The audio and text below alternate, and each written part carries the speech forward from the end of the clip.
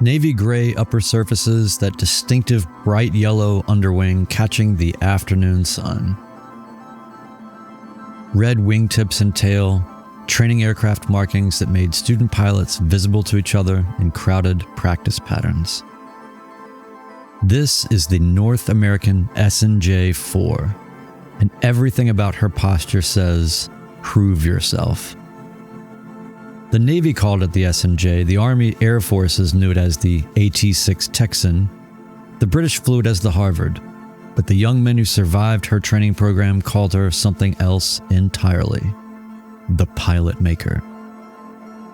Not because she taught gently, because she demanded everything. That was the aircraft designed to answer one question before you ever saw combat. Do you have what it takes? Built in 1943, November 27585 existed for a singular purpose: prepare Navy pilots for carrier operations and combat flying. Students who mastered her lessons went on to fly Hellcats and Corsairs, off pitching decks into the Pacific. The ones who couldn't were reassigned before they hurt themselves or someone else. By the late 1930s, American military aviation faced a critical problem. The transition from primary trainers to frontline fighters was too steep. We were teaching students in docile biplanes like the Stearman, and then moving them to powerful monoplane fighters with demanding handling characteristics. The gap was proving deadly. North American aviation's solution was revolutionary. Build an advanced trainer that bridged that gap. Make it powerful enough to prepare pilots for frontline aircraft. Fast enough to demand respect, responsive enough to expose every bad habit before those habits became fatal. The Pratt & Whitney R1340 radial engine up front, 9 cylinders delivering 600 horsepower, was 3 times the power of primary trainers. Enough to require real skill on takeoff. Enough to teach that power without discipline has consequences. The SNJ didn't coddle, she challenged. Mishandle her in a stall and she'd snap into a spin. Cross-control her in the pattern and she'd demonstrate what loss of control really meant. I think because it's got so much horsepower, it's got 600 horsepower and it's heavy, and it just makes you realize you better respect it and fly it the way you were trained, because if you don't, it'll bite you. This was the innovation. Predictable behavior with real consequences.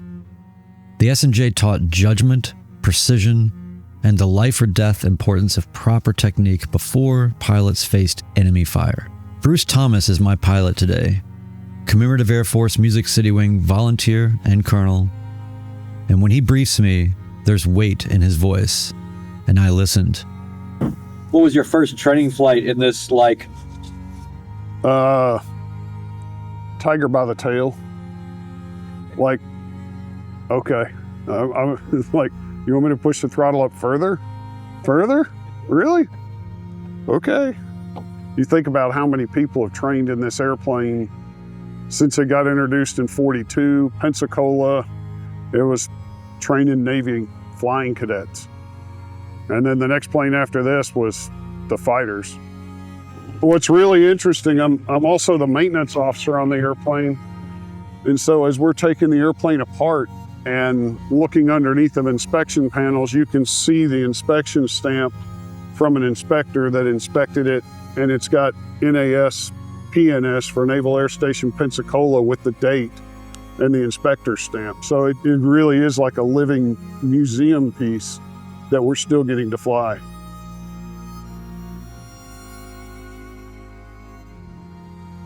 He showed me the rudder pedals. I looked down in front of me to see them, worn aluminum, scratched and marked by thousands of hours of flight training. The metal shows through completely in places where boots have pressed repeatedly, completely unpainted. We don't paint those, Bruce says. We want to remember everyone that came before, every mark, every bit of wear. That's from someone who sat where you're sitting, someone learning to survive. I'm not sitting in a restored antique. I'm sitting in a memorial, a living connection to thousands of young men who learned in this same seat, gripped these same controls. The instrument panel tells the same story. Round gauges showing their age, the throttle quadrant worn smooth, everything mechanical, everything honest. No automation, no computers, just raw information, airspeed, altitude, heading, engine performance.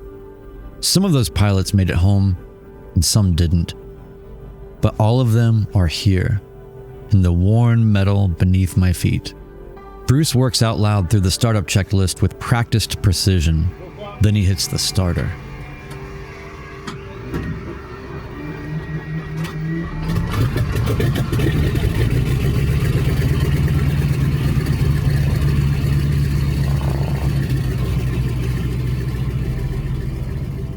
The Pratt & Whitney doesn't just start, it erupts.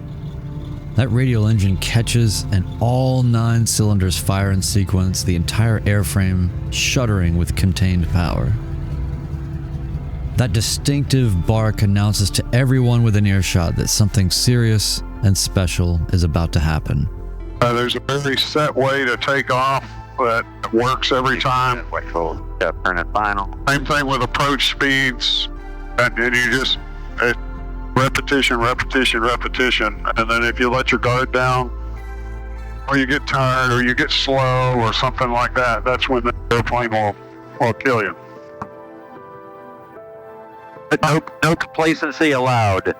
Correct. Absolutely no complacency. That's the only thing you can do is get in here, do the checklist, and fly the airplane like you're trained.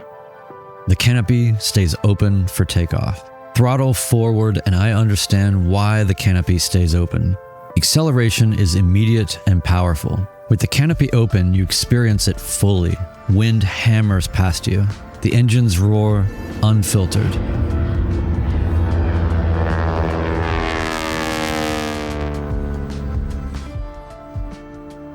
That yellow wing catches the sun as we bank. The rivets of each notation of hard work revealing itself in the sun. We're climbing upward, and we're climbing hard.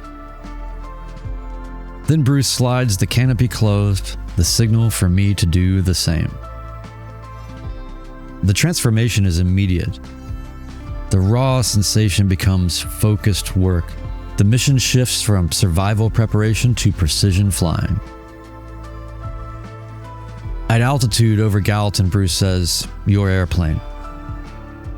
I take the controls, and for me, everything changes. I fly a Cherokee 180, a stable, forgiving, gentle airplane, and the SNJ is something else entirely. The stick is firm but immediate. You don't suggest, you command. And the aircraft responds instantly and precisely. I bank into a turn and feel the difference. This plane does not need the coaxing that I am accustomed to.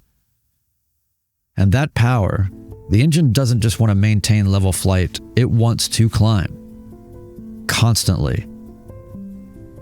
My feet press those unpainted pedals and I feel the worn aluminum beneath my shoes, and Navy cadets in 1944, barely 20 years old, I think of them learning these same lessons with stakes that I cannot imagine.